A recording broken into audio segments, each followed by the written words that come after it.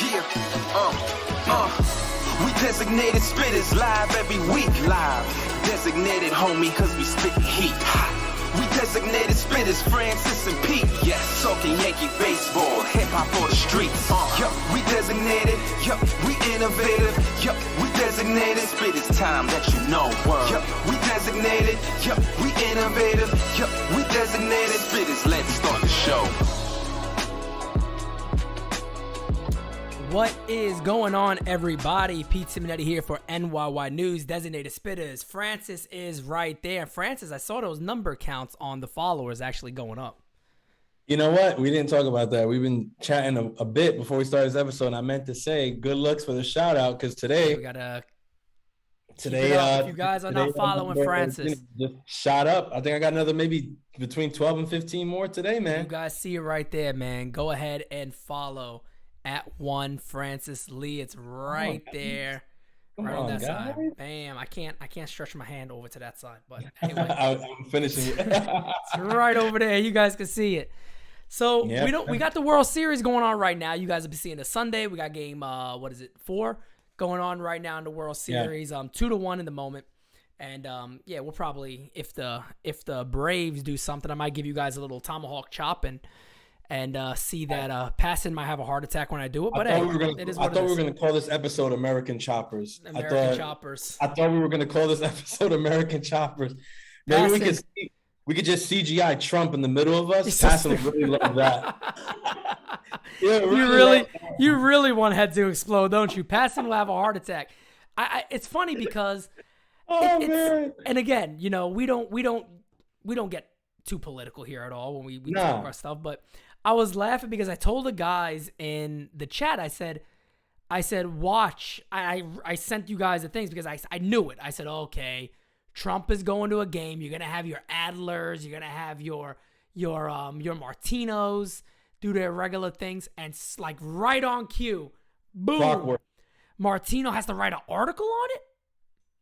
What really happened? How he really got it? Who cares? Who cares? But my question is, why? What do you mean? How he really got it? He's at a baseball game. Yeah, who cares how he? Because apparently when he wrote it, he was like he was invited by Randy Levine to come. Oh, and then we reached out to Randy Levine's people, and they said that's not necessarily the case. He asked to come here. Who gives a shit? Who cares? And then right away, Lindsay Adler. Oh, look, I'm living in a simulation. Go walk your dog. You're living in a simulation. I just feel like, bro, so like, childish and stupid. Yeah, it's like, listen, Jeff Passan in his article yesterday. Oh, the worst, literally the worst article ever. We're devoting so much time and energy to things that, like, even if you remove it and people stop doing it, what does that really do for anybody? Nothing at all. All I see is Passan and Adler and whoever else telling me that people are offended by this, but I have yet to see the people that they say are offended by this. They're not actually being offended by this. They're not. So where was Passan and everybody else in '95 in the World Series? Then where were they at talking about this stuff? It's the cool thing to do on one side. They don't care.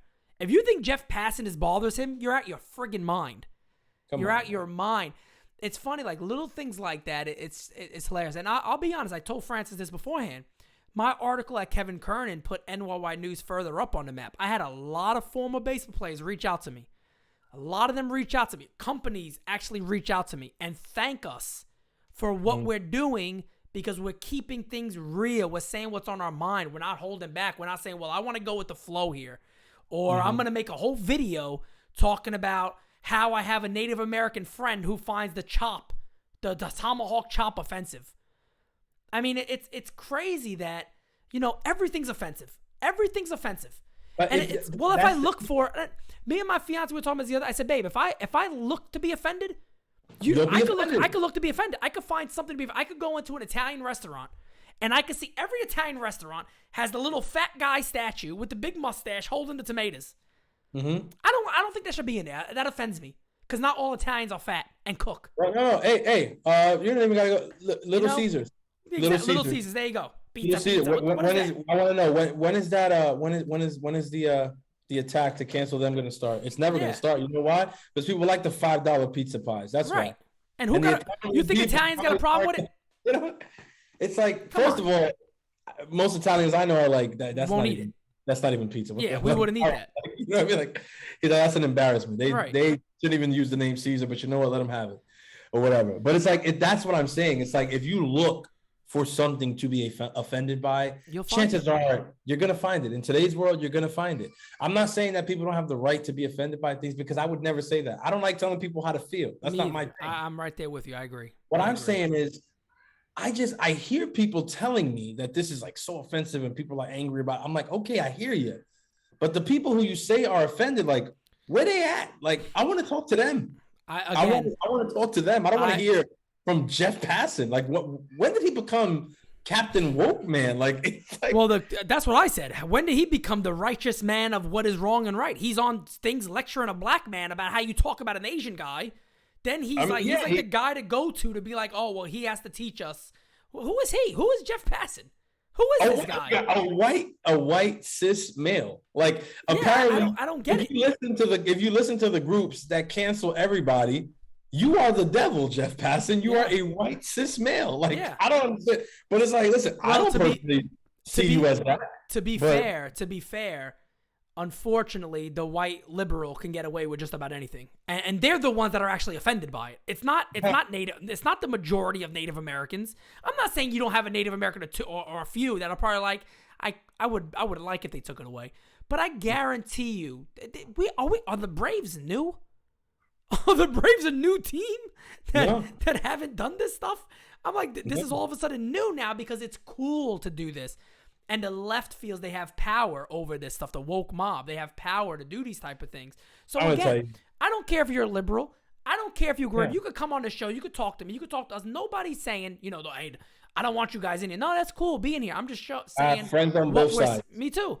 I'm just saying what we're seeing here. And some of you actually know because we actually DM politics back and forth and all that. But I keep that stuff out, but when it's coming into baseball, we're gonna talk about it. You know what I mean? We're gonna definitely talk about it. And I've had plenty of people reach out to me. A lot of former ball players reach out after that interview and be like, I appreciate how realistic you are. They went through some of the other videos and were like, they like that. We don't center on this little wokeness and analytics and all this. And I'm not comparing analytics and wokeness to be one, but I'm just saying that there's a lot of things that people have strong opinions about, and they want to follow along in the trend.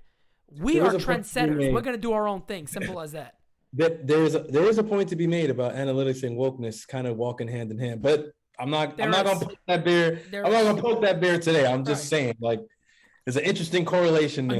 Another show down the line. We could definitely talk about. But we want to start off with an interesting comment from a former rival talking about our New York Yankees, David Big Papi Ortiz. Let me read it off to you. And Francis, I'm letting you take over immediately on this one. So let me read this for you guys. Here it is on the screen. You guys can see it with me. There's Big Papi right there. Looking dapper, I must say. He says they don't need more players. This, by the way, this is on his concerns about the Yankees' lack of new chemistry. They don't need more players. They need new chemistry. They got the talent, but the chemistry comes from the talent.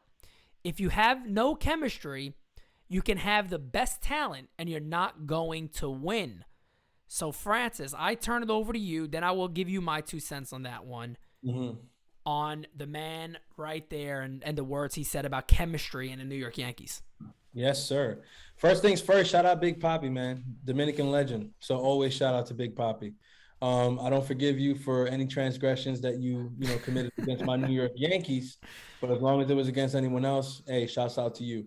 I would want to start off by saying Papi's 100% spot on. This is not something that we haven't spoken about already ad nauseum. We've spoken about this, and we may have been one of very few people speaking about this. And I try to listen to a lot of other guys' stuff because I'm just a Yankee fan, and if it's up to me, I'd spend 24/7 just consuming Yankees content. So I listen to a lot of you guys. Yep. And I don't remember hearing you guys saying it as much as we were saying that there was clearly something wrong in this clubhouse.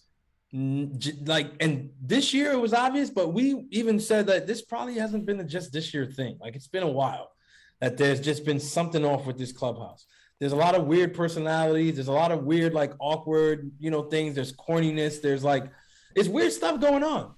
And then a week ago or whatever, like we get this article. Bob Clapp, B Clapp comes out with an article and puts out the thing with Gardner and Cole, and then Judge arguing with the Yes execs about the camera following him after a strikeout, and there was the shot at Joey Gallo getting dressed and a bunch of times or whatever, and it's like, okay, that comes out, but it's like, okay, now everybody's like, oh wow, this was going on, like look, this is what it is, and this team is dysfunctional.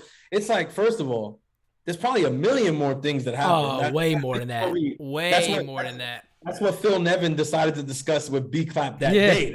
Yep. But he got a lot more in his pocket. He got some people shivering right now, I'm sure. There was probably a million more things that happened. Probably way worse things that happened than that. Like, and then it makes what David Ortiz, that's what makes it spot on. Like, you can see that there's not chemistry on this team, right? David Ortiz, some people might say, well, who is David Ortiz to talk about the Yankees? Let me tell you who David Ortiz is to talk about the Yankees. David Ortiz was a chemistry guy. He was probably the chemistry guy for years on the Boston Red Sox, okay? That 2013 championship, I mean, he was the chemistry. He was everything. Like, that was it. He's actually the perfect person to speak about chemistry. He knows what it looks like. That's why he praises the Red Sox of today and Cora, the job that he does today, because he looks at that dugout of those guys and he sees the chemistry there. Yeah. You don't see that in the Yankees dugout. Not at all. Covering the wild card game live, and we were saying, yo, what's going on, man? Like, they looked dead after 2 innings. They looked dead. They were done. It's a couple innings in. Everything's dead. Everything's quiet. Boone is picking his nose. It's like, what's happening? What's going on? It was after the Bogarts homer, right? We all said it. We were like, damn, it's like a funeral in the dugout. So, the Bogarts homer in the bottom of the first. They came up to bat, top of the second, and went down like clockwork. And we were looking, and we're like, look at the dugout. They're dead. They're dead. Yeah. Chemistry. Like, when do you see like a guy up at the plate or whatever, and everybody at the top steps like, let's go, Judgy, let's go, whatever? We don't see that. No. We don't see that. We just don't see that. And then when they're in the clubhouse, the stories that we get are like the stories that we just got from Bob Clappish. Now, there's more than that, is what I'm saying. And that goes to show you that there's just a disconnect.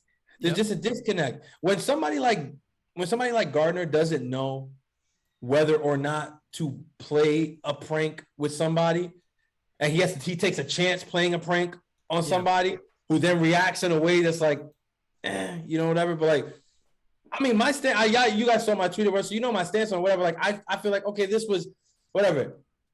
But when shit like that is happening, and somebody like Gardner like does this move because he wasn't 100% sure, like, is this guy gonna do it? Is that guy gonna do it?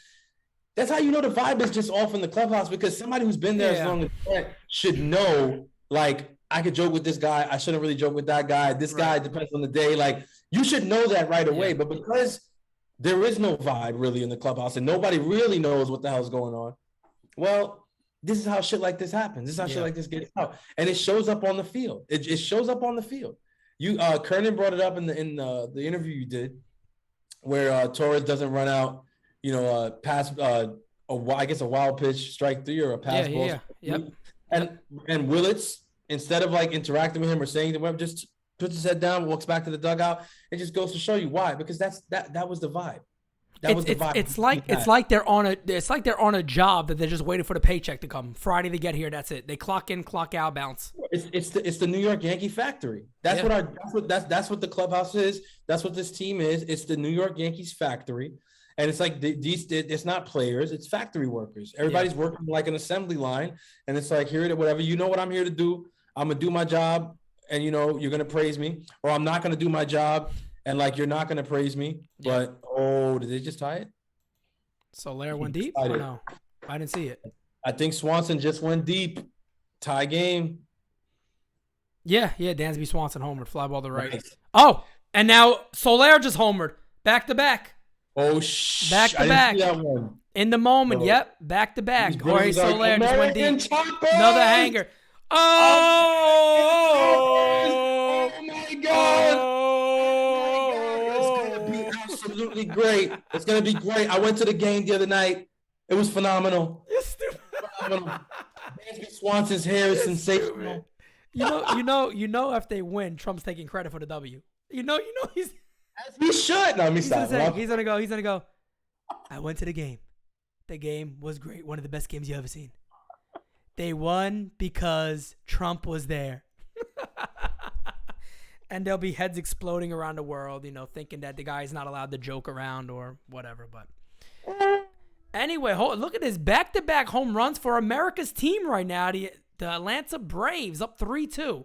6 outs away from being 3-1. Let's get back to obviously where we were. Listen, I was just my point was that look, the Yankees have lost their swagger, and this is something that goes back to Simonetti Source videos from probably last season, right? I remember a specific video where you were talking about the Yankees not having a swagger to them, right? Yep. We're 100%. Yeah. And that has carried that carried well into this year, and it's the same thing. But here's the thing: you want to know where you guys want to know where the swagger is? Swagger comes from having that chemistry that the Yankees don't have. Like, swagger is something that like you emit it naturally when you're in a place that you're comfortable and you're like, yo, I feel good. I could be myself. I could bat flip. I could do this. I could do that. But the Yankees, it's been awkward. I mean, you guys remember, Judge walking down the hallway at Fenway Park with the New York on the speaker. Like, a lot of you saw that. We're like, yeah, da, da, da. I remember, like, I saw that and I was kind of cringing because I was like, after 2 games, it's got balls, man. That's a risk. I was like, I don't know. I think you tweeted something similar to that. Like, I did. I didn't like it. Like the Judge playing the new right. So we've been on the same wavelength with this for a very long time. That the Yankees, it's not that they don't have, it's not that they don't try to have swagger. They try, but they fail. It's awkward. It's cringy. Well, it's cringy. Goes back to what David Ortiz is saying. Yeah. There's no chemistry. These guys don't play well off each other. Like, and I don't want to say everybody, because I do want to give credit to some people. Like, I think Judge and Giancarlo have a really good thing going. Yeah. I think Rizzo works very well for them. 100%. You're right. Rizzo apparently, the rumor is him and Judge actually got very, very close. Yeah. During the year. So they're saying that's the rumor right now, that they got very, very close towards the end. You could actually see it. That's like with chemistry, right? You can actually see that him, Giancarlo, and Judge, they would actually gather around with each other, talk. You could see him doing it.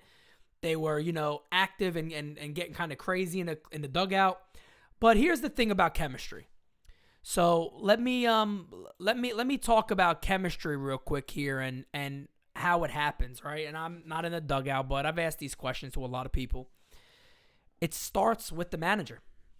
It really does. Chemistry starts with the manager. Because, France, like you said one thing, right? You said, guys don't know if you're supposed to maybe joke around with this guy, or is this the best time to do it?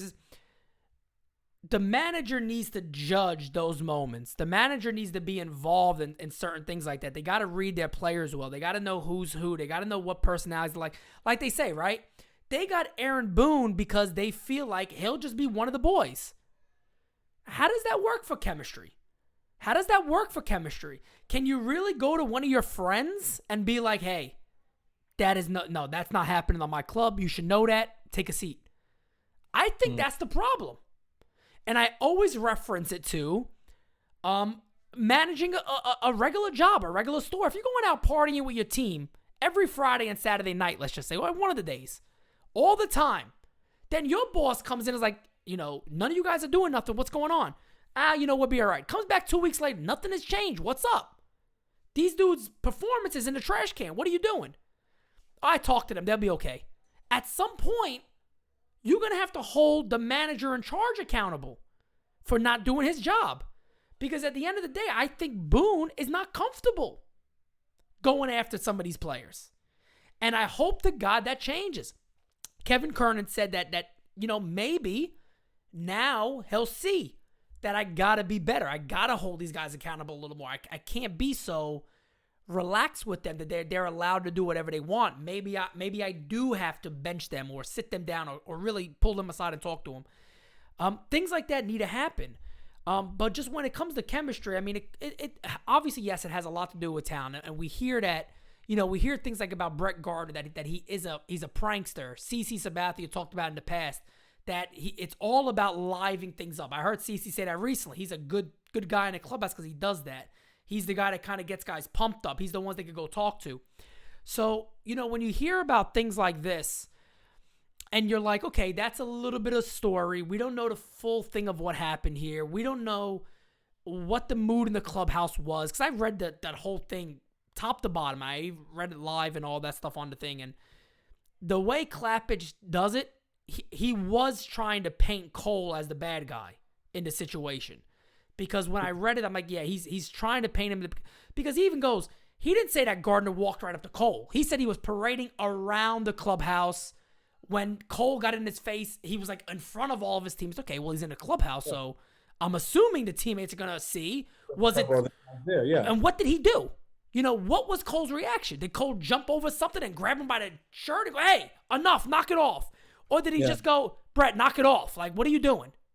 Yeah. Was it that? What was the reaction like? Was it in your face? What was it exactly? But even with that being said, it goes to the organization.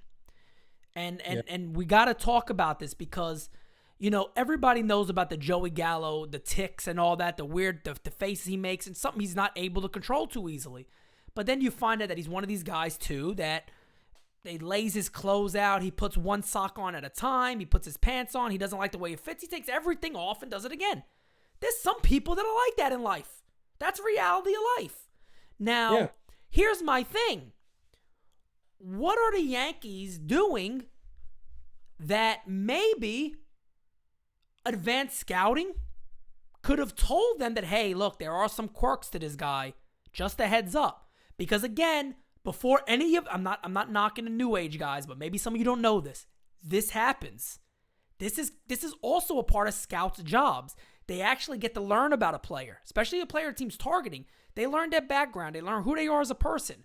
They learn more than just what they do on the field, what numbers tell you. They learn a little more. So my question becomes, were the Yankees totally aware that maybe this is not the greatest fit for the person? Is there a reason why Joey Gallo was like, you know what? Yeah, keep me on a team that's going to lose for probably the next couple of years. I'll stay here. Does anybody just sit back and ask these questions and not just hype a guy up because he plays for the Yankees? I like Joey Gallo. I'm willing to give him a year. I don't think they're honestly looking at these things like chemistry and fit like that. And I think, Kernan was 100% right with the points he made. And I've seen a couple people make a similar point, I don't know if they did a background check, before they made this deal, because it would have been pretty easy to know, hey, this guy's coming in with this or that. And I worry, with a guy like Gallo, not so much a lot of the performance or whatever, because I think we knew what Gallo was before he got here. I think we reported on it when there were just rumors Gallo's, we said, listen, Gallo is the 3 true outcomes guy, right? The walk, strikeout, home run, right? We said that's who he is. So we knew, we at least us here at NYY, we knew what the player. Can I also just say this too? We also all agree that he can't be the only move. Yeah, I think, and we said that earlier. We was like, we all said that. Yep. I said I wasn't one of those people like, no, don't get him. Then I was like, go ahead, get him, but he can't be the only move. Yeah, and he wasn't. But what I think with him is what I worry is just that. Yeah, a guy like that, obviously he should have he should have support around him. He should have people that he feels comfortable with, whatever. And yes, Odor was on the team, but Odor wasn't even playing by the time Gallo gets here. So it's is Gallo out there with guys he feels comfortable with? Is he able to talk to guys? Does he have a place that he can go or whatever, just decompress and be himself or whatever? Is he vibing with the clubhouse vibe? Is he good with it? I don't know. I don't know what has to happen.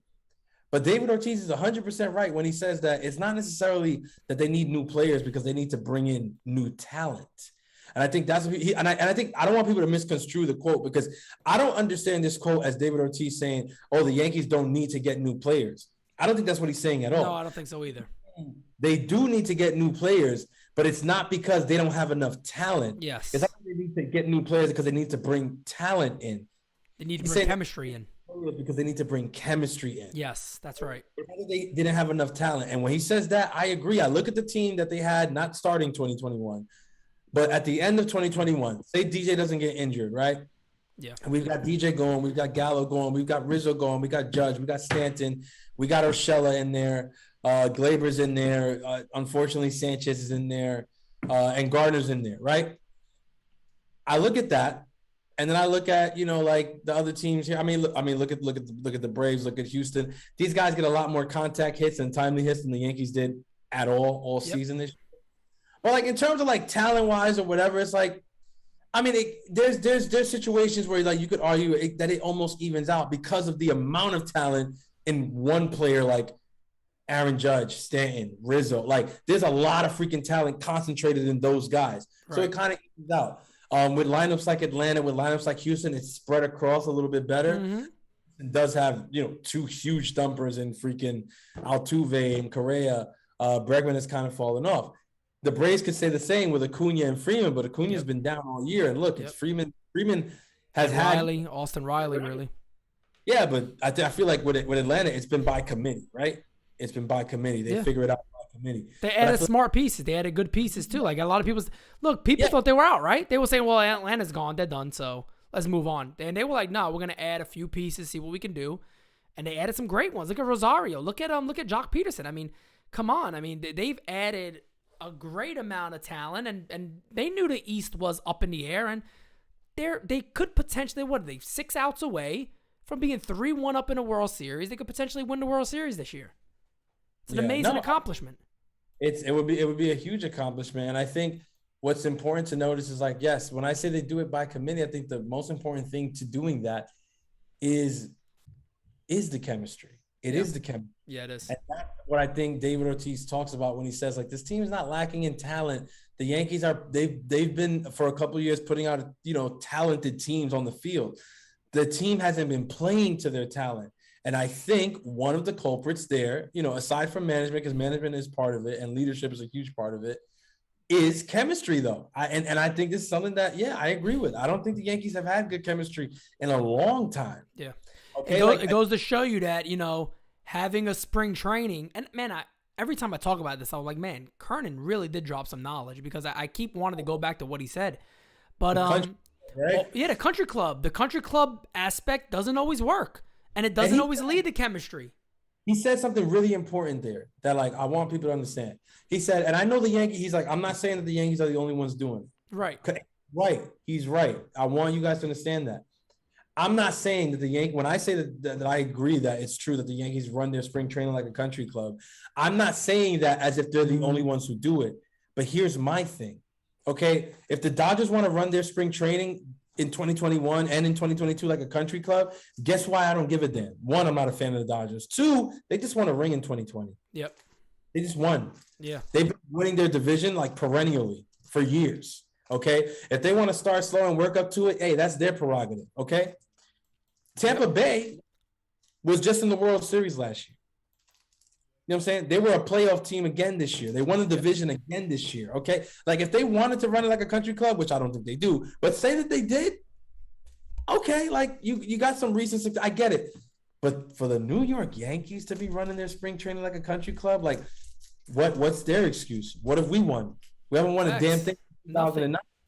Nothing. That last championship ring is more dusty than the freaking manager. I don't know. Like, what are we doing? Yeah. Like, we shouldn't be running our spring training like a country club. I don't care how many teams are doing it. I don't care how many other teams are doing it. My thing is the Yankees. Should the Yankees be doing that? No. Not with where they are. Like you said, you're right. You're right. Not with where they are right now, what they're trying to accomplish. That's the biggest problem here, is that they're trying to accomplish winning, but they're not changing any of the mindset, the mentality, none of that stuff to actually win. And you're right. You made it a good point on when you talked about what Ortiz said. He's right. He's not necessarily saying you got to get, you know, new players, and you got to get chemistry. You got to get new guys that bring a chemistry and a balance to this club. And I think a lot of that has to do with leadership. I'll continue to stay on that. A lot of that, and that not just Aaron Boone. A lot of that has to do with leadership in the clubhouse. We don't know who that guy is. There's a lot of mystery in the Yankee clubhouse that we've been asking all year. We've been asking about it all year. The most chemistry we saw was at the end because it was Anthony Rizzo. That's the most chemistry we saw, and it was Anthony Rizzo. We actually got evidence of that We got video seeing what he done. We know he helped Joey Gallo out. There's a lot of different things that brought him. Aaron Judge now apparently has talked high about him and how well they actually gel together. So there's a lot of there's evidence there that a guy like Rizzo really helped out in that chemistry, and he was a new face.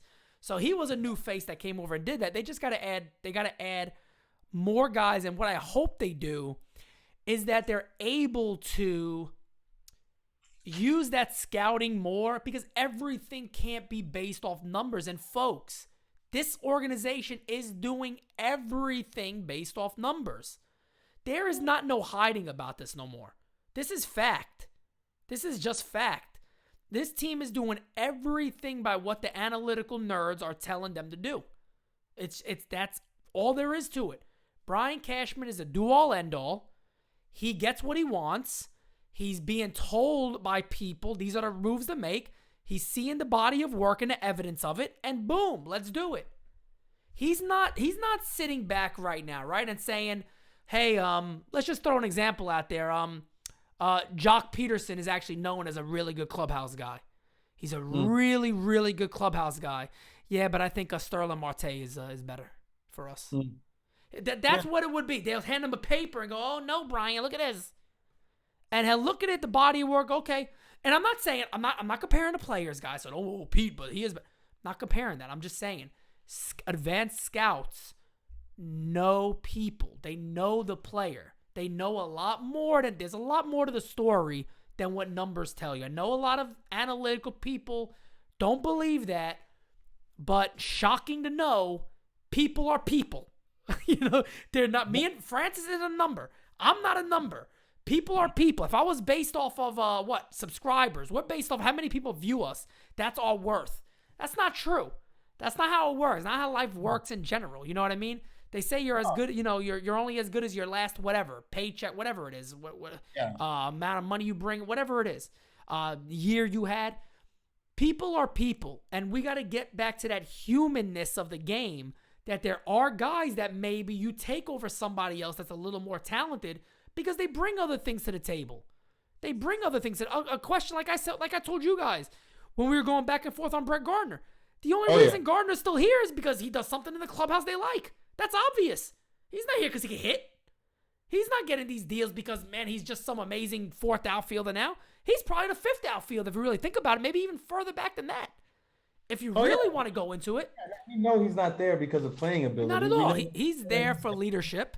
And that's the reason he's there. Because, again, they know that, but they get a firsthand experience of that. So, even with me, with that whole thing, it's like, I don't, like, that. I mean, some people took it to the point of saying, like, oh, Gardner's a clubhouse cancer, and that's why he has to. Come on. No. Okay, clubhouse cancer, clubhouse cancer is a little wild. Yeah, you could be upset about the situation, the incident. I was like, in this situation, Gardner's a bitch in this situation. Or I was like, I think he was a dick in that situation. Okay, like, I'm like, Gardner's a dick. Like, I saw that, I was like, Gardner, like, my stance was, oh, Gardner's a dick. Or I'm like, nah, like, that was a bitch move. That was a bitch move.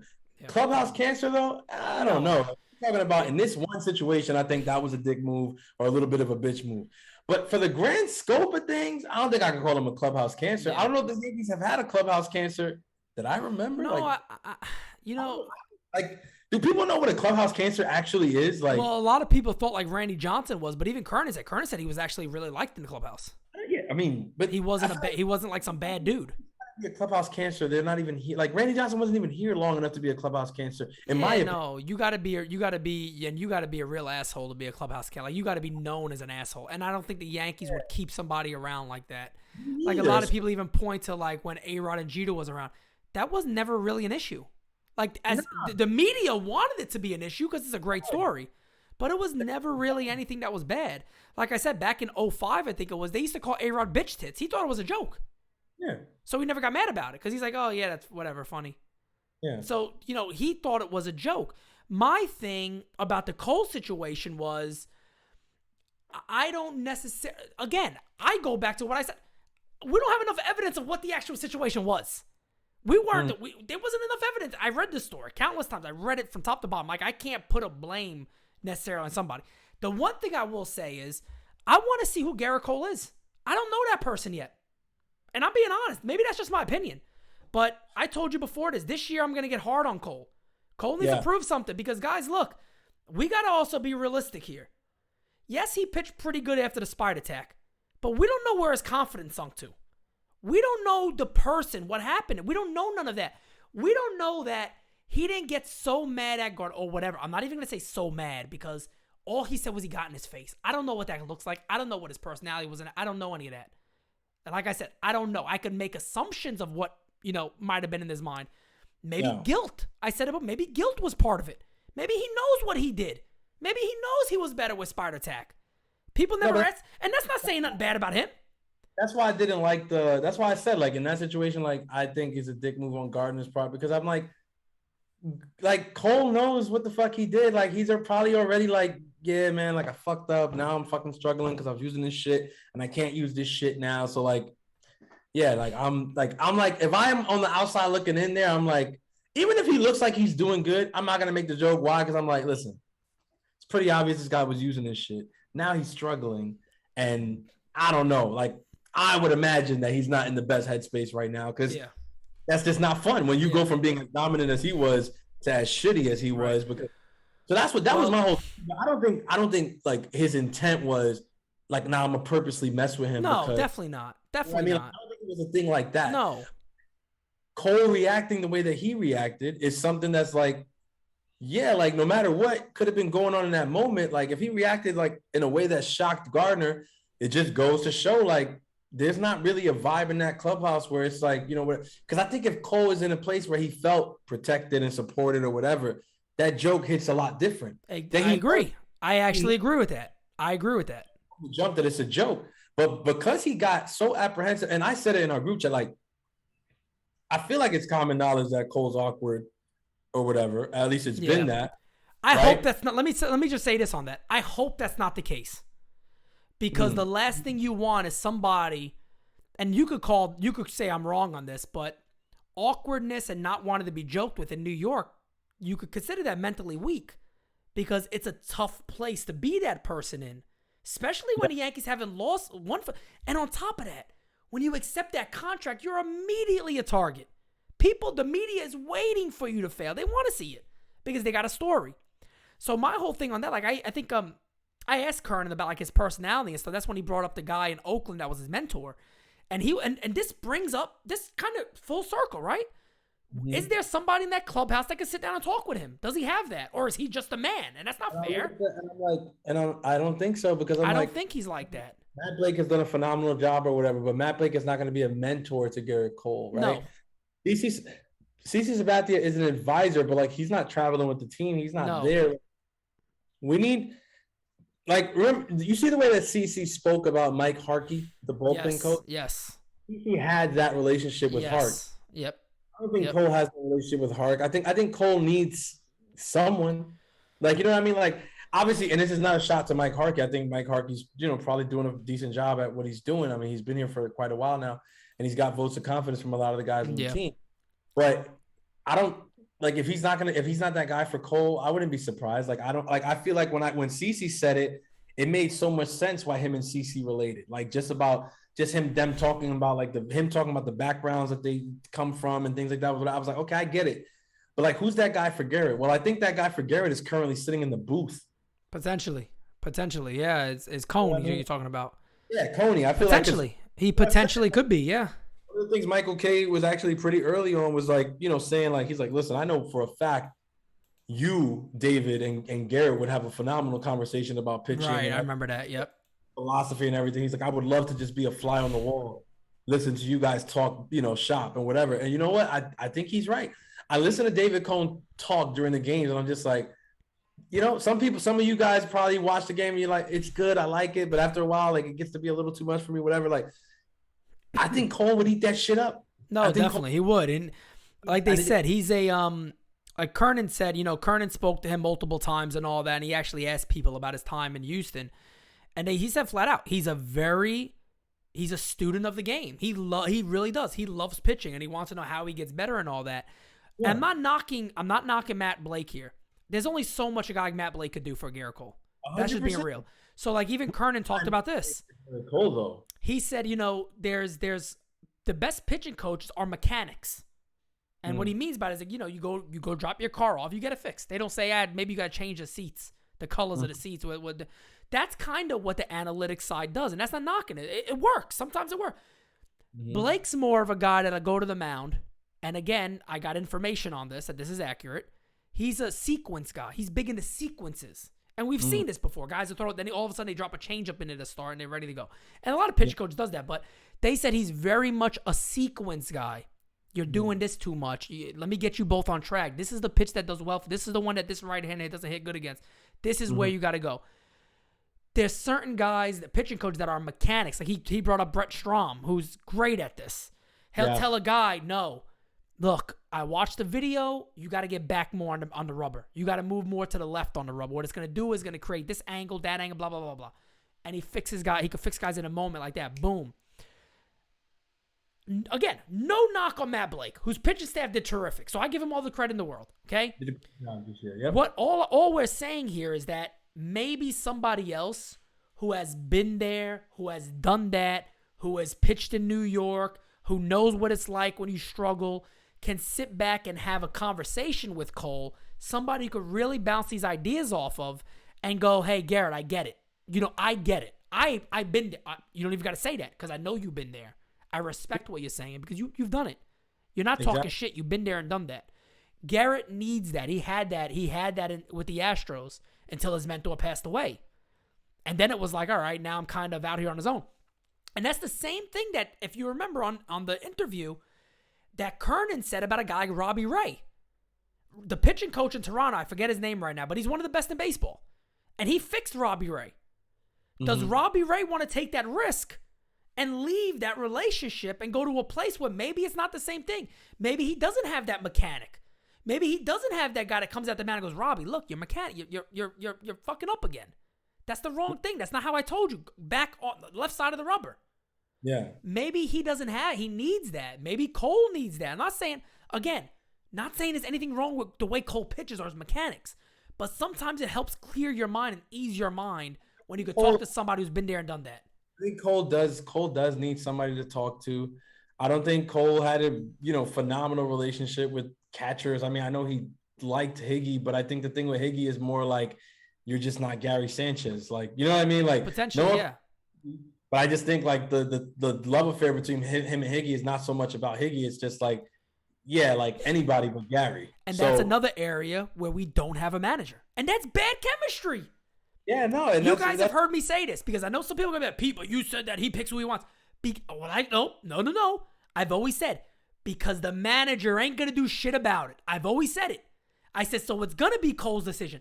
Even Kernan said, they should be in a room together. He should shut the door and say, work this shit out. Yeah. Work it out. And that's it. Work it out. No, I mean, I'm gonna tell you right now. I'm gonna tell you right now, though. It's interesting in that situation. In the beginning, the whole personal catcher thing, I was like, I don't know. That's kind of like cringy. Like, I never really been a big fan of like the personal catcher thing. But when your starting catcher is Gary Sanchez, I mean, I guess I gotta sympathize with it. And I'm biased because when I did play baseball, like, yeah, I was a pitcher. And so I feel like, yeah, man, like, I don't know how much I want to, like, really be working with a catcher who I feel like isn't the best for my stuff. And I don't feel confident throwing the ball to him. And it's like if I go out there and I screw up a game, I want it to be because I ain't have my best stuff today. And I agree. I agree with what you're saying. My whole thing is, did that conversation ever even happen? Because if you remember, Randy Johnson threw to Posada. It wasn't only 1 or 2 games. He threw to him a lot. And then he was like, Flaherty, I work better with. I'm going with John. I'm going to work with John. So I'm just saying it was pretty damn quick with Cole, if I remember pretty well. It wasn't too many starts. So I'm like, was there ever a mending? Was there ever a, hey, what's the issue with him? Hey, Garrett, here's what he thinks. Can we work this out? I don't know. We don't know if that ever happened.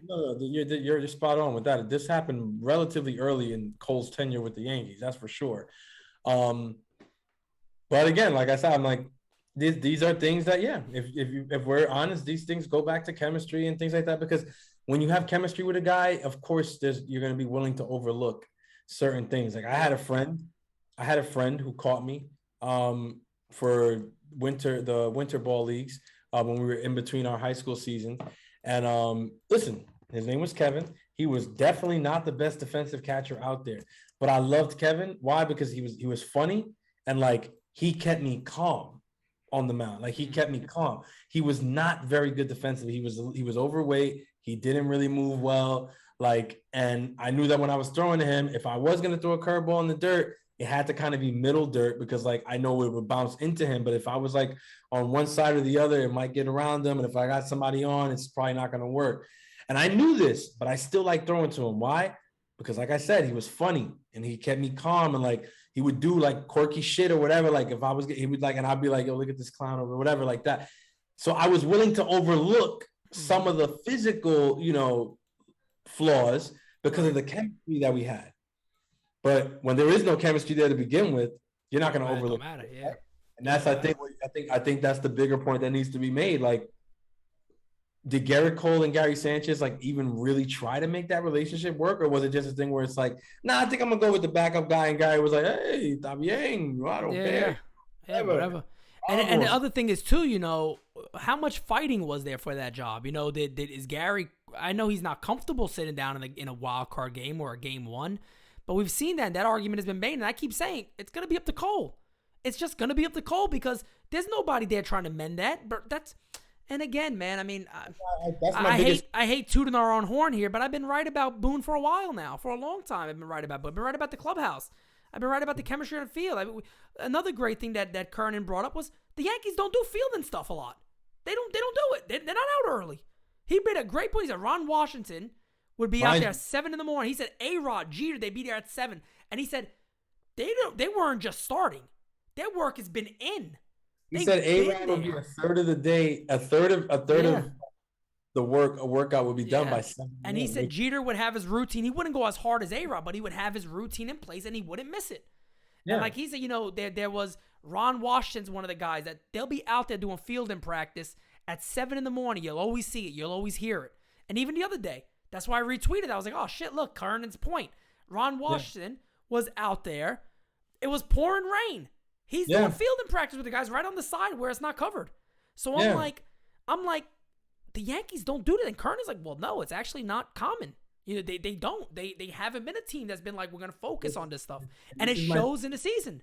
Look at the Braves, right? The interesting thing about this is that you look at the Braves and like defensively, they're pretty freaking sound.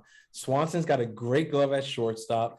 Albies is a really good second baseman, and Freddie Freeman is a Gold Glove, type first baseman. Like, right. I mean, these guys if they wanted to say like, I don't really have to be out here doing these fielding drills or whatever, they could probably get away with it if they wanted to. Yeah. But the reason that they're as good as they are is because they're out there doing that. That's right. That's what they're out there doing, and that to me is like, how do the Yankees see a team as defensively sound as the Braves doing that every day and still think that the train wreck that we put out there defensively doesn't have to do it?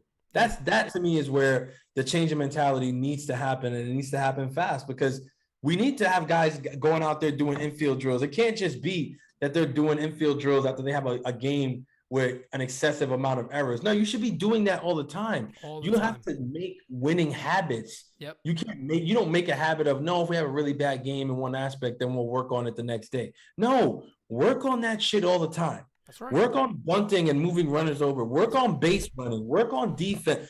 Work on all that shit all the time. It was the last game of the season. And Tampa Bay was doing infield drills before the game at Yankee Stadium. Yep. To me, that was embarrassing as a Yankee fan. It is embarrassing. I'm going to reiterate it. The last game of the season, the team that clinched the division eons ago and is playing today for absolutely nothing because they don't care. Like, this means really nothing to them. They'd like to beat us just because they enjoy beating the shit out of us, but really means nothing to them in the grand scheme of like where their next steps are going as a team. They're the ones who are out there doing fielding practice. Yep. While the team who needs this game to ensure their spot in a wild card game is in the dugout doing God knows what. Yeah. It shows you a lot. That's why I guess That's why I think all year I really got upset where a lot of Yankee fans would argue back on the stuff with Boone. Oh, it's not his fault. It's not.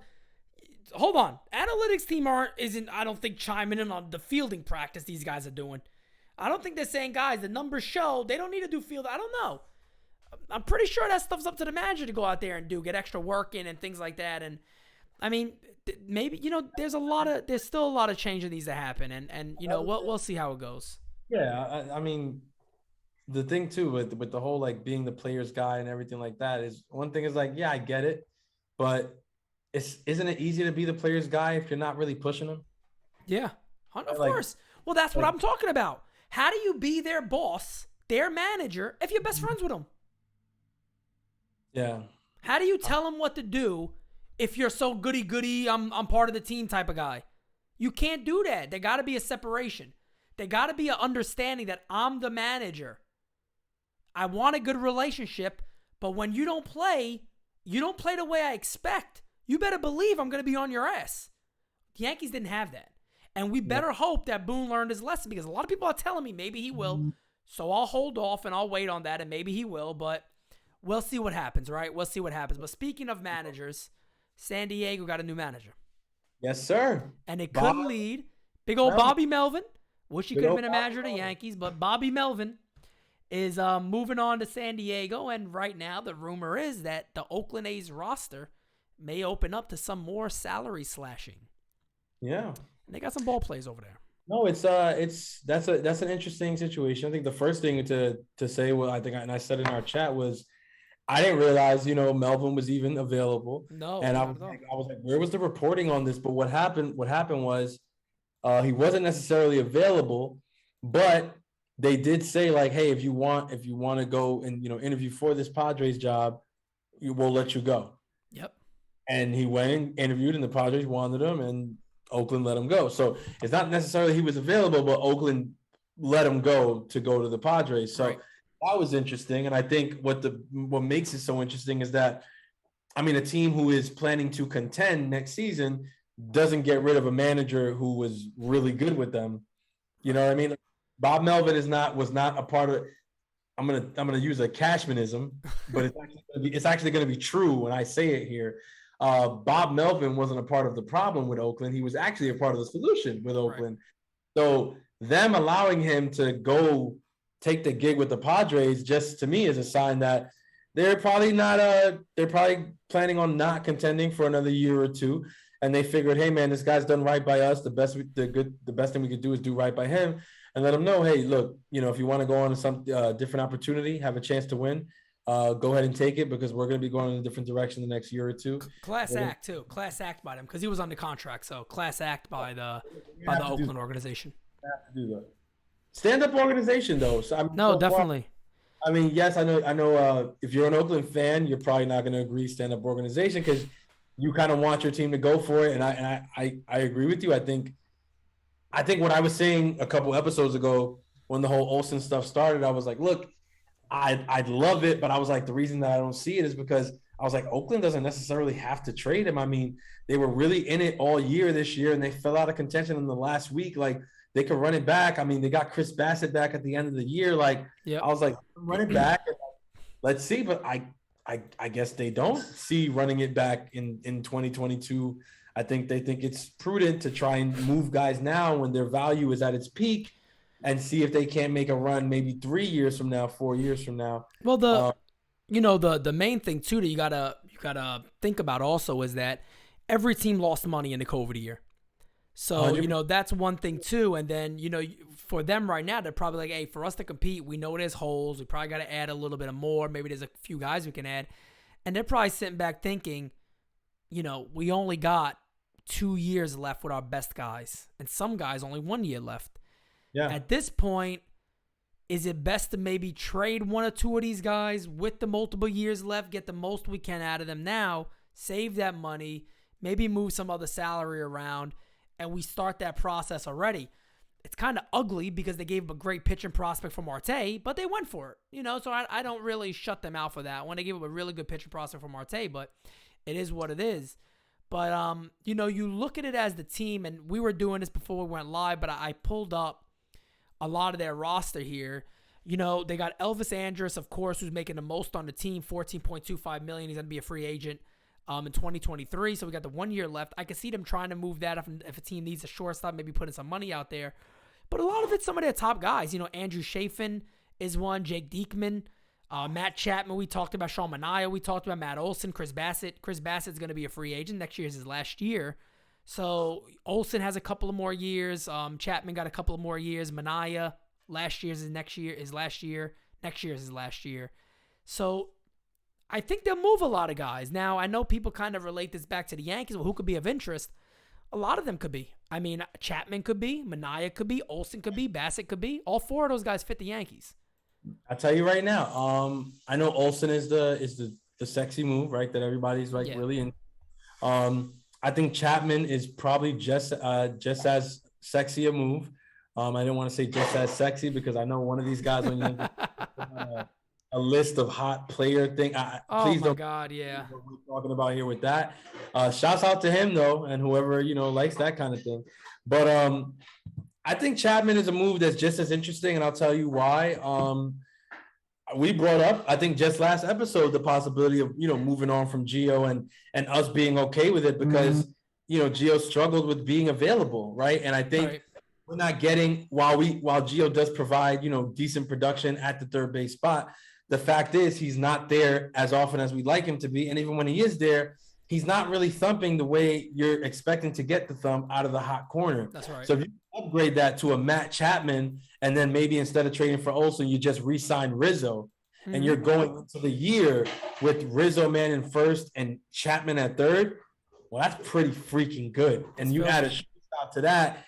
Again, Gleyber Torres is, to me, a non-factor at that point when that's what your corners in the infield look like and your shortstop is getting upgraded too. And yeah, it's a lot. But again, it's not just that, right? You said there's a couple of guys. They got pitching that the Yankees could look at if they're, actually really considering making, serious changes. I would love to add 2 starting pitchers. I think we talked about that. We were joking about it, right? Like, man, what if they did Robbie Ray and Manaea or Robbie Ray and Bassett? I'd do it. I would do it because, look, and this is the thing about Yankee fans. Guys, you can't compare what happened last year, what's going to happen next year. Because I hear people talk about, well, their pitching was fine, they're okay. In 2021, the pitching was fine. Yeah. You can't sit back and go, well, the same guys are going to do the same thing.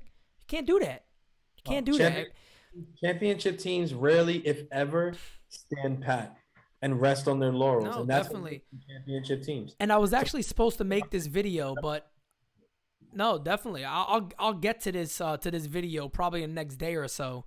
Talking about how important this offseason is. And we talked about it. We see a lot of people talk about what their infield would look like, and we'll chat about that too. But this offseason, I keep bringing it up because I really believe this. I think this is a crossroads offseason. I really do. I think this offseason is so overly important, and it needs to have a spotlight on it. And when moves aren't made, it needs to be talked about. I'm telling you guys, it needs to be talked about big time. Everybody's focused so much on who the big shortstop is we're going to get. Who's the shortstop? What are we doing here? What about all the other moves that this team really does need to make? Oh, yeah. I mean, and there's so many options. I saw somebody today talk about maybe they get a lesser shortstop, but they upgrade pitching a lot. Okay. Maybe they add some role players that can really make a big difference. Maybe they make a trade that we don't expect. Maybe they do all that.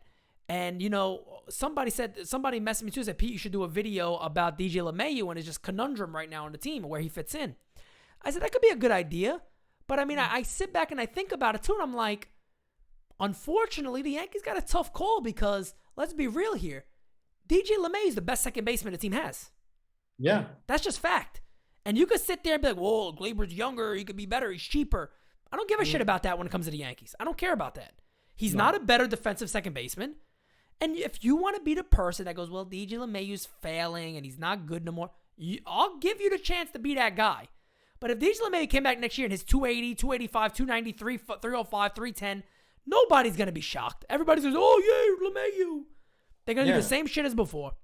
So my whole thing is, as Cashman has hard decisions to make, because you really got to decide who is best to move forward with. If your team next year is a new, and we talked about this already, but it's a new shortstop, same catcher behind the plate, Hicks back in center field, and all of a sudden, maybe DJ LeMahieu's your first baseman, maybe he's your third baseman. You're still not putting the best product on the field. That's just facts.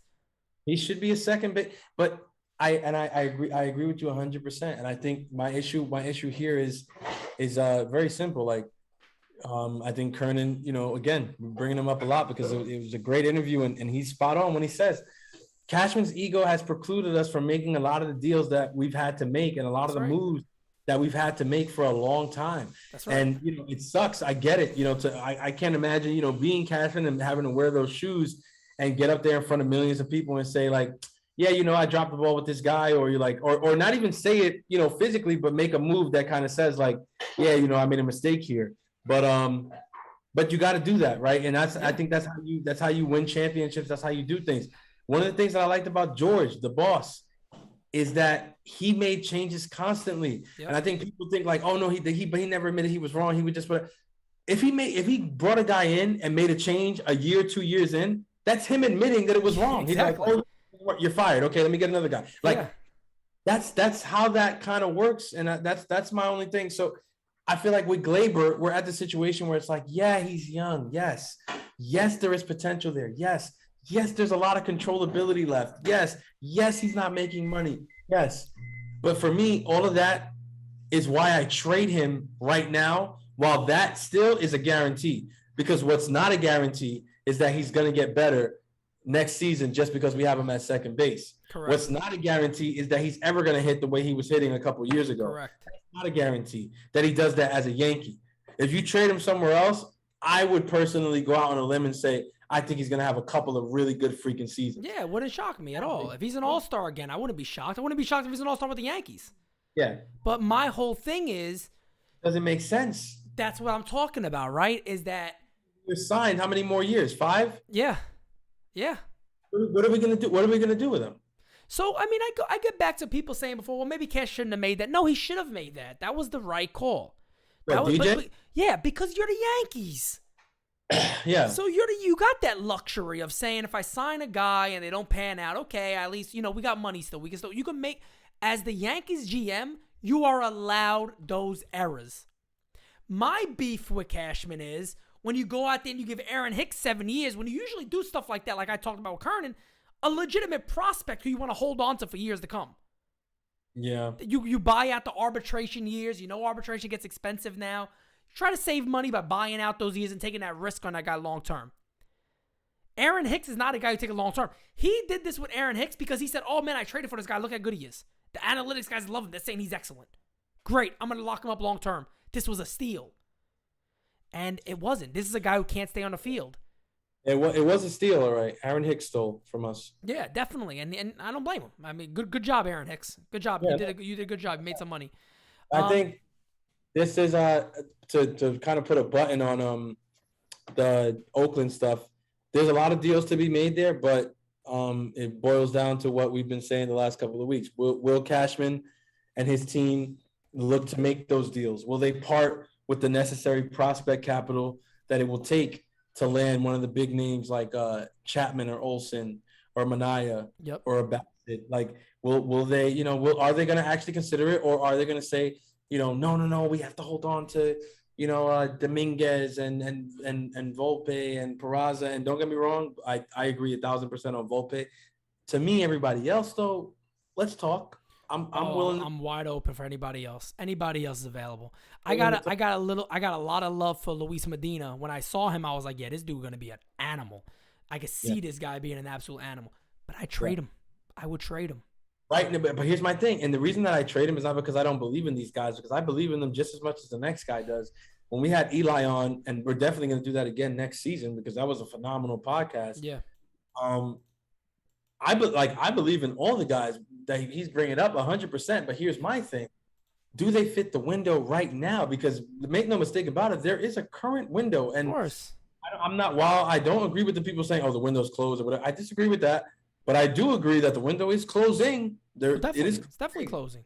It is closing. And these guys, Medina's and all these guys, they're coming, but maybe not quick enough for this particular window. Maybe we need to make moves for them. because there are players who fit this particular window better than they do at this time. Yeah. When I say Jason Dominguez, it's not because I don't think Dominguez is going to be a beast. I think he's going to be fucking phenomenal. Yep. But if he get us, if he can get me a Matt Chapman or Olsen for right now, I got to seriously consider it. Yep, I definitely do that. I don't know how you don't do that. Yep, I don't know how you don't do that. The Braves just won, so they're up 3-1 on the beloved. Dang, hey, look at that. Look at that, fam. Chop I'm it gonna up. post that right now. We chopping that baby up. Oh.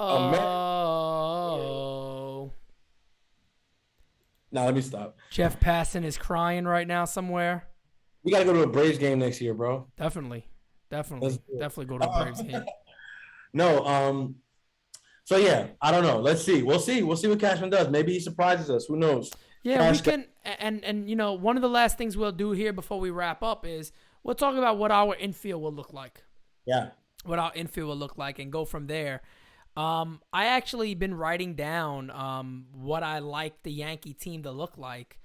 And I tell you, you guys are going to be like, Pete, how the hell do you do that? One of the positions I have a tough time with is shortstop. You would think that's like insane. Like, how the hell do you have a problem with short? Like, isn't that the easiest one to fill? There's so many options, though. No, because I'm putting my money elsewhere. And people might be like, damn, Pete, I don't know about that, bro. I don't know. I'm still going towards pitching. So if you don't mind, I'll start with mine. Yeah. And then you start with yours. Maybe you'll give me an idea at shortstop, but I don't have it. I don't have a guy right now that I'm so sold on. And on top of it, I'm also thinking of it as a business almost. And I don't know if I'm dishing out $300+ million for these guys. I don't know. And again, we're the Yankees. I get it. Trust me, everybody. I would buy everything up. I agree with that mindset. I don't know if some of these guys are worth that money. That's my issue. Yeah. Seager should not get 300+. He's been too injured to get that money.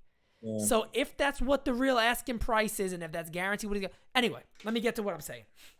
First baseman, I re-signed Anthony Rizzo. I think he's too important to the team. I think he's too important. My second baseman is DJ LeMahieu. My third baseman, you ready for this, friend? This is gonna make your offseason right here. Jose Ramirez. Oh. And you want to know how I'm getting them? Okay. What's your trade? Well, I don't have a trade right now, but Jason Dominguez is there. Luis Volpe is on a pedestal. Volpe's not going anywhere for me. I think Volpe is going to be an everybody believes this kid's going to be a star. I think that's too hard of one. It's a generational talent from what you're hearing.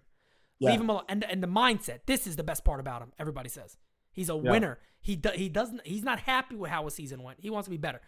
I'm not moving off from that type of guy. I'm keeping that type of guy here. Yeah. Jason Dominguez. They want Dominguez. They want Luis Gil. They want two other lower guys. They want Gleyber Torres. Bye. Jose Ramirez is what this team needs desperately. Box office. Desperately. Switch hitting, third baseman, good glove, good arm, character. There you go. That's the one that we miss. We think of numbers. He's a character. Been there, done that. The best thing about it's gonna be so crazy now, but the best thing about Ramirez is what he does for like our young up and coming Hispanic players, right? Of course, he is a guy that a lot of these young guys listen to. They look up who they like to be around. It's like that is I love that move. I love that move. I think one of the big problems now is that we didn't have a guy like that for Gleyber Torres or like other guys. But continue, my bad. No, you're good. You're good. I'm basically wrapped up there. But there was, some of the other names you could always look at and say, well, maybe that'll work well is because you look at the free agents and if the Yankees are, with this mindset of what I did here, they also signed Robbie Ray. So they got money going, okay? They got money going elsewhere. So when I look at shortstops now, I'm thinking, okay, well, what could be one of the best moves they can make? Who's out there? Who's available for a small thing? And, you sit back and you think, well, maybe Story takes a cheaper deal. I don't know that. So I'm just going off of what my mind may say. Here, maybe I look at a little more defense. Jose Iglesias? Stopgap type guy? Hits pretty well, pretty good defender. I don't know. You pick and choose there. I don't go back to Didi. I've seen some people bring that up. I don't go back to Didi. Oh, by the way, and I'll let you take over. So that's my thing. I'll tell you guys something about Masahiro Tanaka that I actually heard about recently. Rizzo, DJ, shortstop, I don't know. Jose Ramirez. That's what I'm doing. And I'm sorry that I don't know the shortstop. But basically what I'm saying on the shortstop is I'd find somebody good. It's not going to be your stars. And people could probably say, damn, P, how do you pass up on this pool? I'm putting my money towards, I always feel pitching's enough. And I think if you add Jose Ramirez, you get a healthy LeMahieu, you do other things in the outfield, which the Yankees wouldn't do, but I change up center field, definitely. And I change up catcher also. So you got some differences there, whether it's Tucker Barnhart, people like Jacob Stallings, who just won a Fielding Bible Award for the best defensive catcher. Anybody wants to raise their hand on how much we need that? Anybody out there? People get stuck on Gary Sanchez hits you 20 homers. I don't give a poot. I don't give a poot. The Yankees need somebody that the pitching staff goes, yeah, this is my guy. He steals strikes. He does everything. Jacob Stallings, and the Yankees always trade with them. Get me Jacob Stallings. That'll be my whole infield. I'll throw catcher in there too. Jacob Stallings I trade for. First baseman Rizzo. Second baseman DJ. Third baseman Jose Ramirez. You just completely got better defensively, and you made your batting order better too. So that's where I am. Let me ask you this, right? If I can complete your infield for you without adding anybody, just say they do all that and they just say, you know what, we're gonna give the kid a shot. Peraza, he's on the roster already. I would love it even more. I would love that. We didn't trade him. Let him man it for a little while until Volpe's ready, and then maybe we'll build some trade value up more for him, and we'll move him in a trade down the line. But this year, we'll give the kid a shot at short. Well, it will remind you of Jeter, right? They had veterans around them. They didn't have other rookies. Yeah. So think about that. You're the shortstop. You're coming to be like, wow, that's a big position for the Yankees. To your right is Jose Ramirez. To your left is DJ LeMahieu. Yeah, and you got Rizzo at first. You got Rizzo, and Rizzo's going to come to you and be like, bro, catch the ball. That's it. Yeah. Like he did with Odor. Yeah. Just throw it. Yeah. If it's anywhere near me, trust me, I'm going to give you a good shot of making that play. But friends, I'm there with that. There you go. Listen, all right. So I had a similar thought, but in the interest of like giving a different look, I'm gonna go to like my close second, right? Close second. My original thought was, I was like, listen, say they don't get one of the big shortstops because of the deals that they can make in trades in terms of like getting a first baseman like Olsen, or maybe getting a third baseman like Chapman or whatever. So here's what I did. I'm going to say it might be a little bit less realistic because we are banking on Chapman, on Cashman making deals for, obviously I said already Chapman or whatever, but we're banking on him making some pretty serious deals here. But here's what I go with. One, I trade Gleyber Torres, and I don't trade him. I'm not saying I'm getting a blockbuster thing back for him. I don't know. Maybe I trade him in the deal for Chapman, or maybe we trade him somewhere else, but I move Gleyber Torres and I make DJ our full-time second baseman for the same reason that you said. He's our best defensive second baseman on the roster. There's no – why are we playing footsies and playing fucking games here? Like, he's the best. Put the best there. Yep. I already said third base, I like dealing for Chapman. I know Olsen is the guy everybody's talking about and everything like that. I like dealing for Chapman at third base because now we're moving on from Gio. Right? Yeah. We're trading Gio. We're probably getting back maybe some low-level prospect, mid-level prospect. Maybe we're getting back a bullpen arm. I'd love to trade strong RP and get a strong bullpen arm because I feel like Gio will get you a pretty decent bullpen arm who maybe has really great peripheral stats but hasn't had the results yet, a la Clay Holmes. Can I throw you some names? Yeah. For him? There is a deal that I think about often.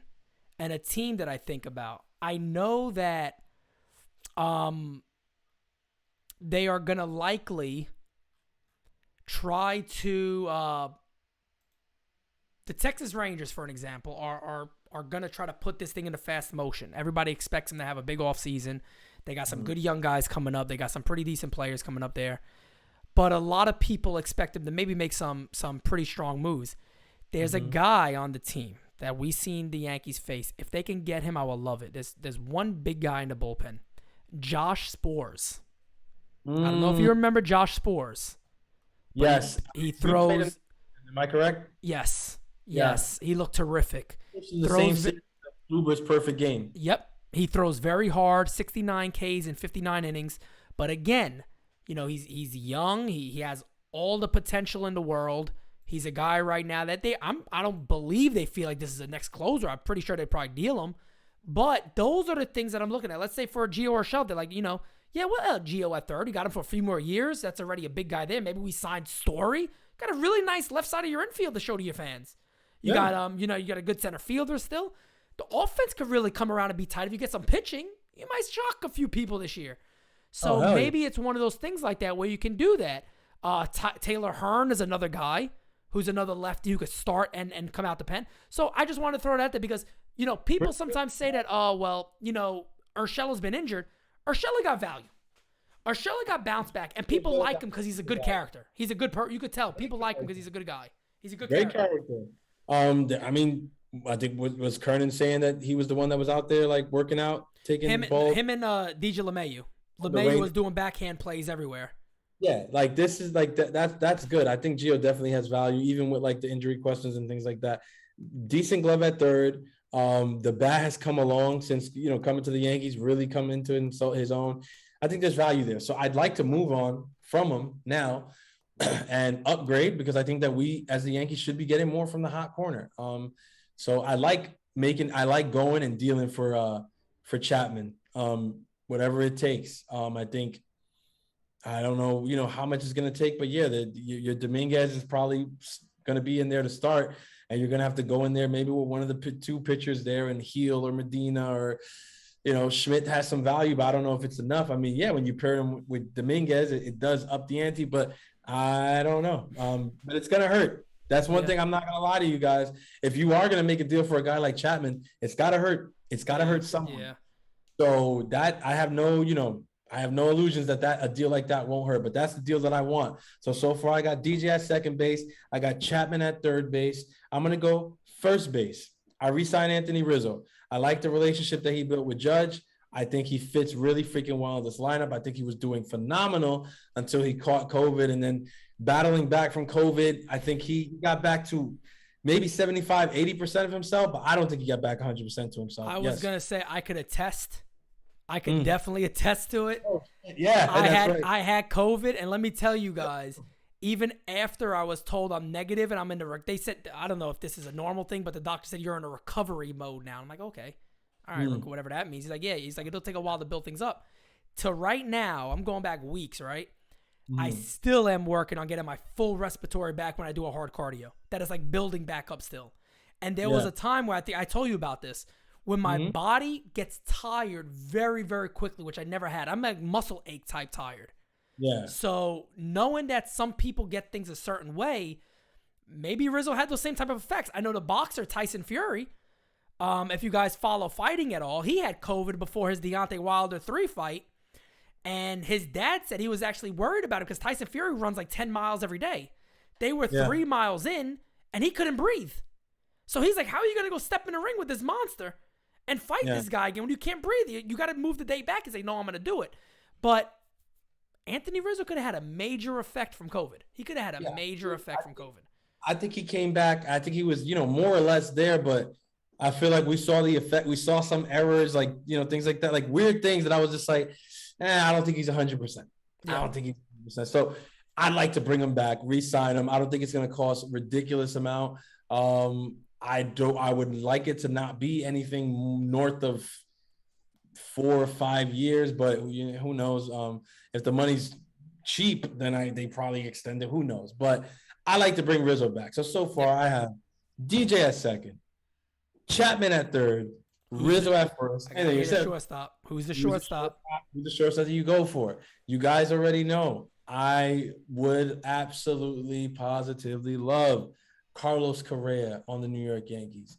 Don't think it's going to happen for a lot of reasons. So he's not the shortstop I went with. I went with Seager, and I will tell you why I went with Seager. I know that everything came out with the 300 million and everything like that. Yeah. And I'm like, okay, I get it. He's a Boris client, whatever. Okay, got it. But there's going to be, there's a lot of competition out there with shortstops this year, right? Baez is a free agent also. We already said Correa is a free agent. Trevor Story is a free agent. Simeon is a free agent. Word is wants to go back to shortstop.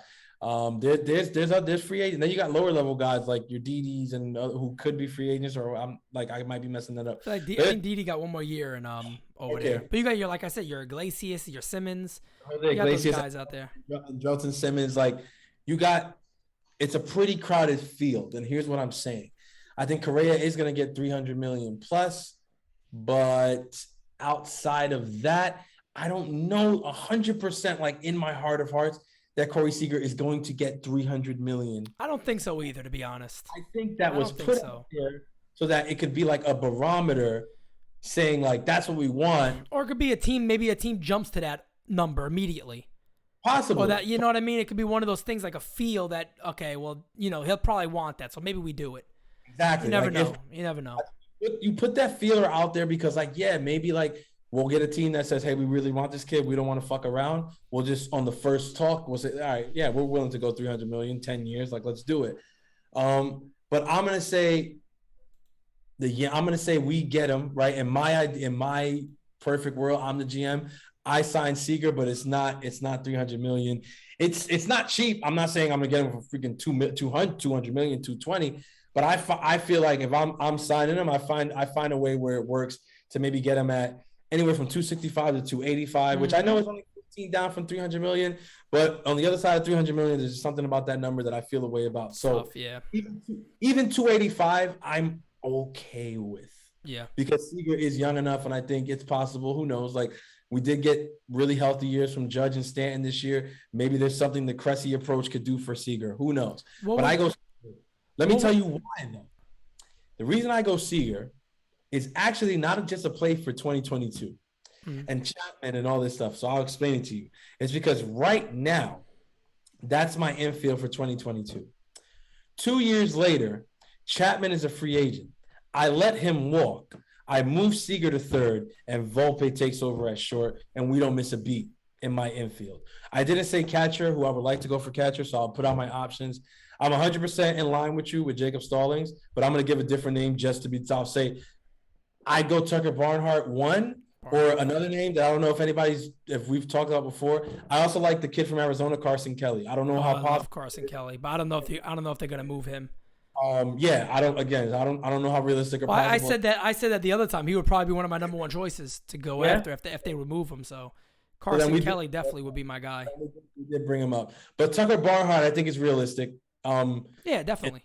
I think he's realistic. So I would say I would go out and get him. But if I could get Carson Kelly, I'd love Carson Kelly. But yeah, like you said, Jacob Stallings would be good. I mean, let's see. But I think the number one thing to note there is that Gary Sanchez is not my catcher for opening day next year. That's not what I would do. But yeah, that's my plan. That's my infield. DJ at second, Rizzo back at first. I signed Seager, the big flashy name, but I also trade for Chapman, which is a big blockbuster trade. And 2 years later, I think I'm set up to move over.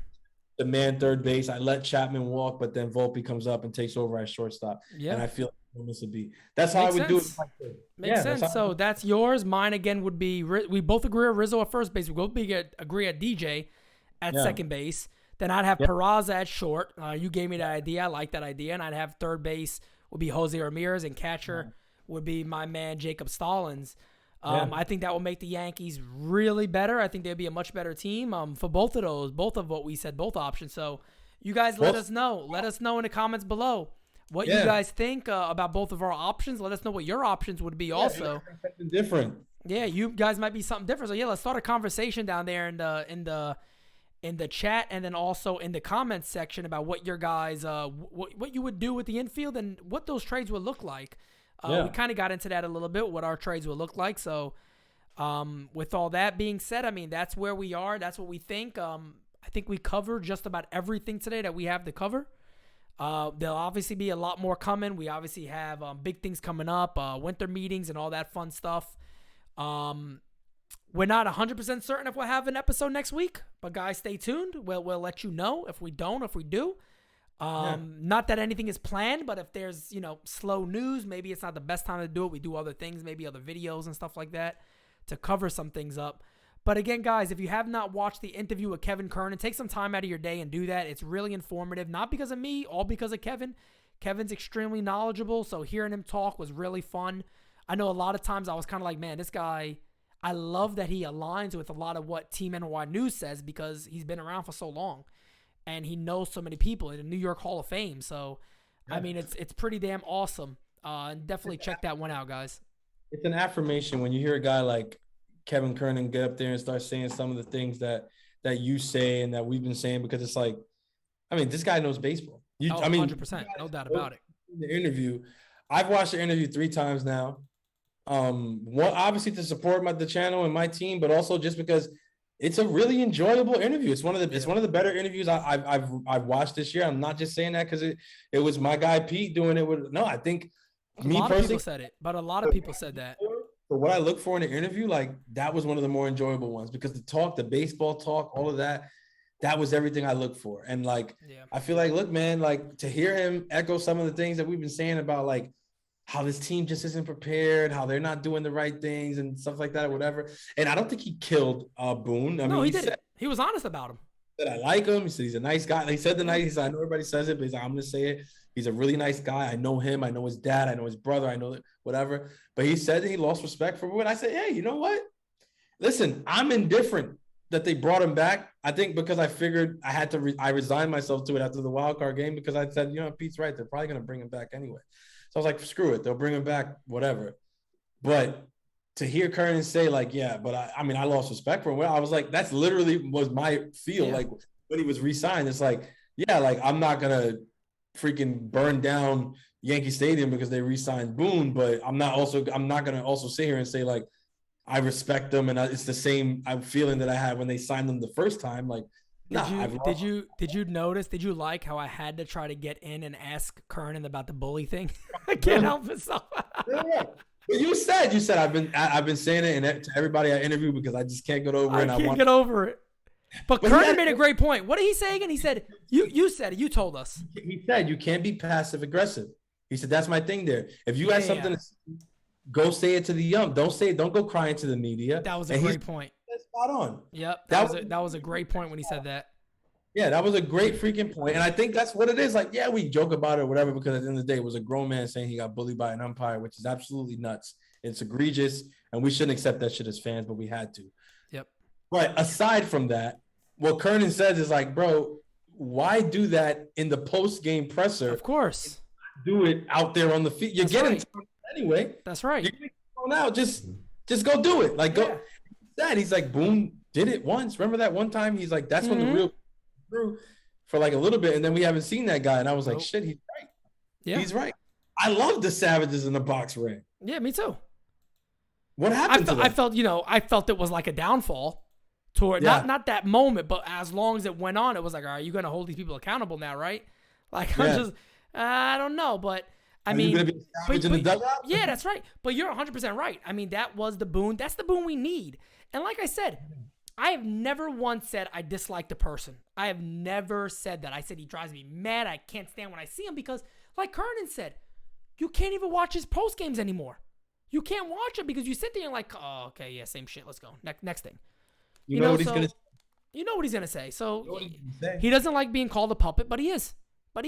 There's no way of going around. He's a puppet. He is. I mean, again, and I think I said this before on one of our last episodes, like, I don't know. I'm 50-50 on the puppet thing. Either I'm 50% that he's a puppet, or he really truly agrees with everything that Cashman is saying. The reason that I have to lean actually is probably like 70-30. He's a puppet because he comes from a family that knows too much baseball for him to really agree. That one and two, he's made to me now. There's no denying he's just happy to be the Yankee manager. When you leave your friends to the side and throw your friends to the dirt because you just want to keep that same position. Look, if that was like, okay, for an example, like you said earlier, right? Somebody comes to us and, we talked about this offline, but they're like, hey, somebody brings this podcast over to a bigger network early, and we're like, maybe we'll accept it. And they're like, okay, well, we have all ownership of it. And one day we go like, nah, well, we're not going to talk about this, so we'll scrap it. Like, nah, actually, no, you guys are going to talk about it. Because now we control, that's what we want you talking about. And they're like, well, and like, let's say, for an example, you go, well, then we're both leaving. Yeah. And I'm like, and some people might be like, oh, don't talk for me. I think, I want to believe that we'll be like, yeah, fair. We're both bouncing. We're not going to do this thing like this. If all that stuff happens, no, if my friend goes, then I'm going to go too. Like, we're going to have each other's back on this thing. This man knew Nevin was gone. Then he goes to the media. He's like, well, if I knew that was going to happen, and I don't know what would. You knew. And those are the things that make me lean like, yeah, this dude really has no control. He's a puppet. He's there just to do one or two things, and that's it. And I'm telling you, my dad told me. My dad said it a while back. He said, Pete, watch his post games. He reads. He has notes. I said that too this year. I was like, you literally see him reading the notes. He's bad. Reading notes. You could tell and he could say, oh, it's numbers. No. There's buzzwords and phrases that they want him to say. Yes. Yeah. So anyway, we could rant on this all night and talk about this all night. But anyway, guys, Francis, I'm gonna throw it over to you. Before I say that last thing, one thing that came out, and it really disproves what Cashman said. He said that if they would have let Boone go, he would have been the number one manager on the market. But I think all that stuff about him going to San Diego, I think if they would have let Boone go, Boone would still be out of a job right now, unless he took the Mets job. Hell, he could either take the Mets job or Oakland. I could see Oakland maybe coming to a guy like him. You get the young guys up, run them through him. Maybe Boone wouldn't accept it. I don't know. But the whole thing about him automatically going to the Padres, if they had a shot at Melvin and it was between Melvin and Boone, they go Melvin 10 times. I agree. I don't believe that was ever really. Again, I talked to Kernan about this. I said it, right? You heard me. I said they were fluffing him up. They were fluffing this dude up like it's the greatest move to make in the planet. So anyway, like I said, they were selling themselves on it. It's cool. No doubt about it. It's cool. It is what it is. We know what we're getting. We know what to expect as of right now. It's up to them to change the perception. That's right. That's right. It. But the designated spitters don't got to change our perception because we've been consistent all year, coming with that fire, coming with these episodes, fire interviews. Come on, man. Kernan, that interview, you got that where? At NYY News. And that's what's coming more and more and more.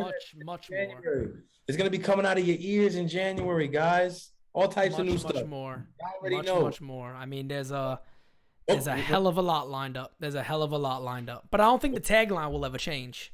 Oh, no. The next episode is the best episode. Y'all already know. And you guys already know we will never come whack on a designated Spittaz track. Thank you, Montel Jordan. Did I say Montel Jordan again? Is it a Montel? No, Montel Jordan. That's it. Yeah, Montel Williams. Montel Jordan. I always give credit. I got to give credit to Montel Jordan on that one. That's a classic line anyway, and a classic song. So, guys, let us know again in the comments below. If you are not subscribed, subscribe now. We are making a run towards 6K. That is the goal. So you guys know, I'm going to give you guys a heads up. By January, we're looking to have 6,000 in here. And then, of course, we'll build. But, guys, you know there is no better spot for New York Yankee news. So, guys, again, in the comment section below, let us know what you think about those lineups. Those infield alignments we had. Let us know what your guys would be. Let us know what trades you would make, how that would look like. And we'll have a conversation in the comments below. So, until next time, we'll talk to you guys later.